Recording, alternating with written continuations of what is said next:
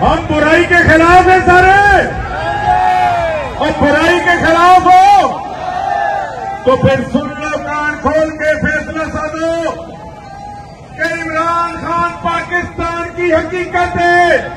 इमरान खान पाकिस्तान का हाजिर है, मुस्तकबिल है, आखिरी उम्मीद है, पाकिस्तान का निजात दरिंदा इमरान खान है और कोई नहीं है, कोई नहीं है, कोई नहीं है।